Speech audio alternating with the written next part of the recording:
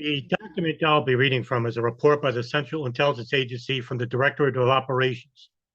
The report, entitled September 11th, The Plot and the Plotters, was finalized on June 1st, 2003, and later approved for public release on April 25th, 2012, with minor redactions. This research paper was prepared by the DCI Counterterrorist Center's Office of Terrorism Analysis.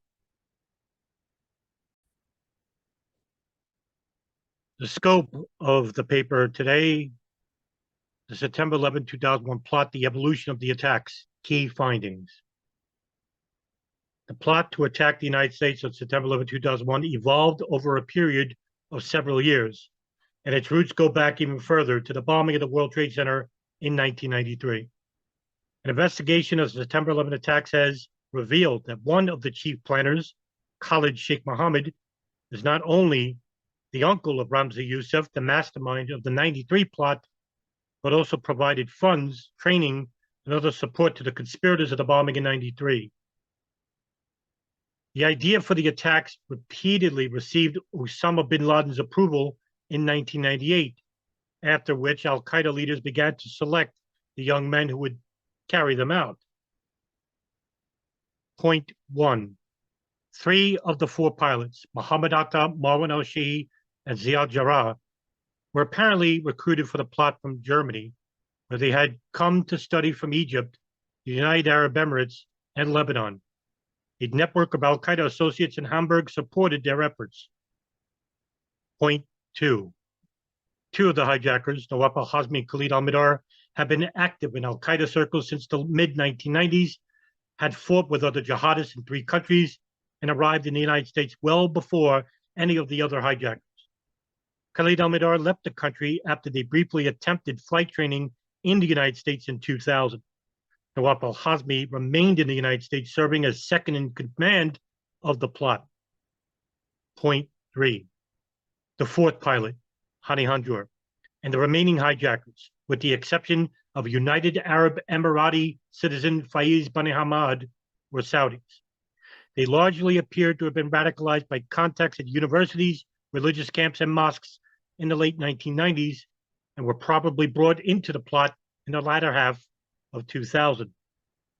The plot was launched in earnest in late 1999 when the 3 Hamburg-based pilots traveled to Afghanistan, and Khalid al-Mihdhar and Nawaf al-Hazmi coordinated their travel to Malaysia, after which they entered the United States. The Hamburg pilots came to the United States in late May and June 2000, spending the rest of the year in flight training in Florida. Hanjour entered the United States in late 2000 and paired up with Nawaf al-Hazmi in Arizona to continue the flight training he had intermittently pursued in the United States since 1996. The supporting hijackers began catering and entering the United States in late April 2001. Although the September 11 plotters made mistakes and run into a number of obstacles, they were able to carry out the hijackings because of several factors. 1. Shrewd selection of operatives. With the exception of Nawaf al-Hazmi and Khalid al-Mihdhar, the men sent into the United States were clean and had no trouble entering the country. The 4 pilots also had the advantage of years of experience in Western countries, where they became familiar with banking, communication, and travel practices. 2. Relatively safe operation environment. The planners of the September 11 attacks evidently felt comfortable enough with their assessment of U.S. society, open, mobile, and diverse, that they could leave crucial operatives in place for more than a year without fear of discovery. 3. Flexibility and mission focus. Conspirators who either failed to qualify as pilots or to enter the United States assumed new roles in the plot, while other operatives were found to fulfill their original roles. 4. Well-coached and coordinated financial operations. The financial transactions that facilitated the September 11 operation reflected al-Qaeda's long experience in moving funds unobtrusively.